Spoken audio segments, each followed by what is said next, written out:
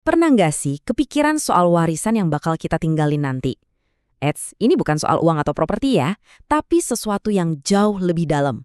Nah, kali ini kita bakal bedah sebuah cerita kuno yang keren banget tentang pilihan, tentang akibat, dan tentang apa sih yang sebenarnya kita kumpulin selama hidup ini. Ini bukan pertanyaan iseng loh.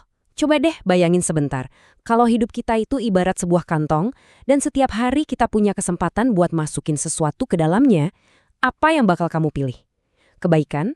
Ilmu? Atau ya udah sekedar lewat aja? Pertanyaan ini penting banget buat ngertiin cerita kita nanti. Oke, kita mulai ya. Cerita kita ini dimulai di sebuah kerajaan yang makmur, dipimpin sama seorang raja yang bijaksana. Suatu hari, raja ini ngasih perintah yang kelihatannya sih sepele banget. Kedengerannya gampang kan?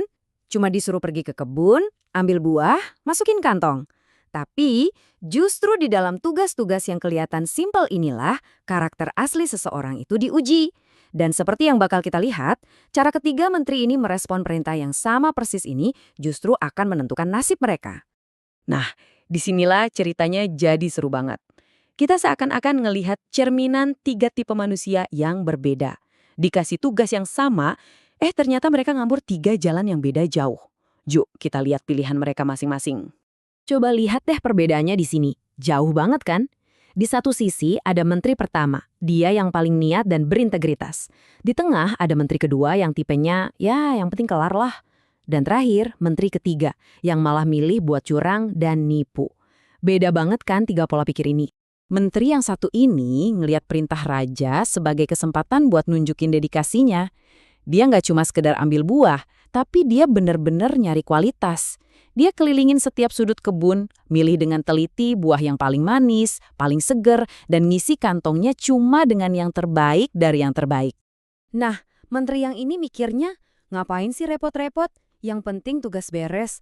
Dia asal aja masukin buah yang bagus sama yang busuk, campur aduk tanpa pikir panjang. Pernah nggak sih kita punya sikap kayak gini? Usaha secukupnya, hasilnya ya seadanya. Dan ini dia si penipu.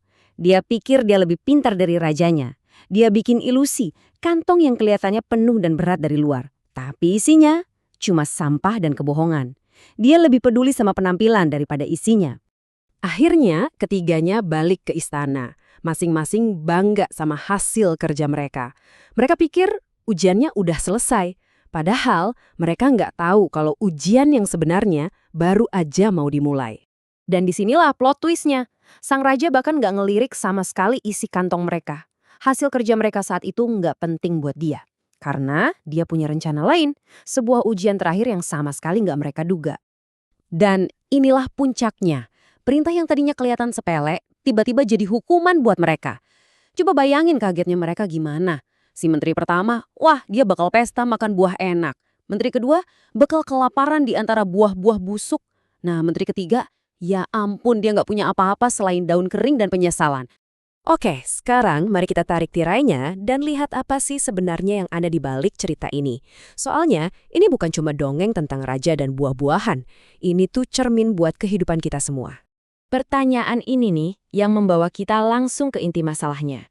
Gimana caranya kita nerjemahin pelajaran dari para menteri ini ke dalam pilihan-pilihan kita sehari-hari? Nah, ini dia pemetaannya. Jadi gini, sang raja itu ibarat Tuhan. Para menteri, yaitu kita, manusia yang dikasih kebebasan memilih. Kantongnya itu adalah buku catatan amal kita. Atau ya seluruh hidup kita ini. Buah-buahannya, itu adalah semua perbuatan kita di dunia, yang baik maupun yang buruk. Dan penjaranya, itu adalah gambaran kehidupan setelah ini, di mana kita bakal makan hasil dari apa yang kita kumpulin selama di dunia. Jadi setelah tahu semua ini, kita harus gimana? Gimana caranya kita mastiin kantong kita itu isinya buah-buahan terbaik, bukan malah penyesalan?